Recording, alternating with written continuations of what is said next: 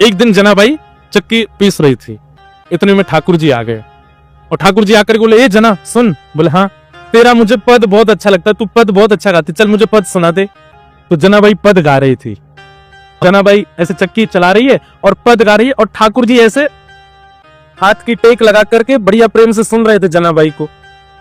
धीरे से बीच में ठाकुर जी उठे, बोले ये चक्की पीसना बंद कर, इसकी घर घर आवाज आ रही है ना, तो मुझे तेरे स्वर सुनाई नहीं दे रहे, इसको मत पीसे।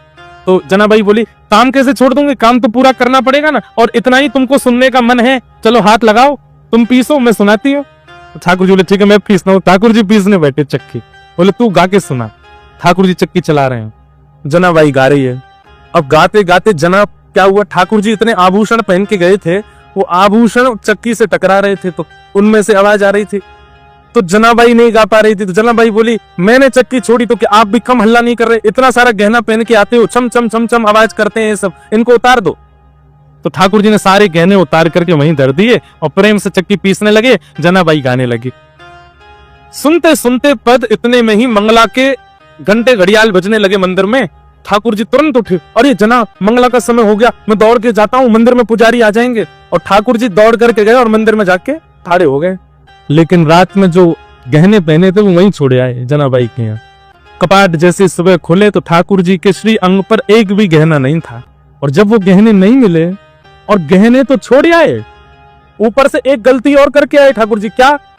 ठाकुर जी बोले, अगर मैं ऐसे जाऊंगा तो सब पुजारी पहचान जाएंगे, जनाबाई एक काम कर अपनी सॉल दे दे मुझे। तो जनाबाई की सॉल लपेट के और गए।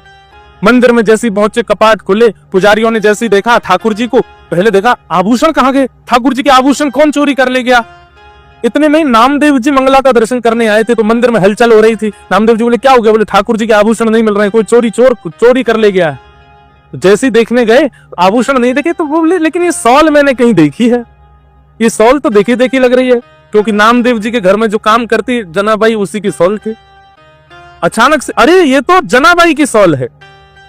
पुजारियों ने जैसे सुना जनाबाई की सॉल, बोले महाराज क्षमा कीजिएगा, आपकी जना ही आई है और आकर के सब चोरी करके चली गई है ठाकुर जी का, हम उसे छोड़ेंगे नहीं। जनाबाई यहाँ चक्की पीस के सारा आटा इकट्ठा कर रही थी, इतने में सब पंडा पुजारी पहुंच गए और जनाबाई से जाके बोले, हे जना पहले ठाकुर जी के आभूषण चुराए। और जनाबाई कुछ बोलती उससे पहले तो पुजारियों को दिख गए कि चक्की के पास नहीं सारे आभूषण रखे हैं।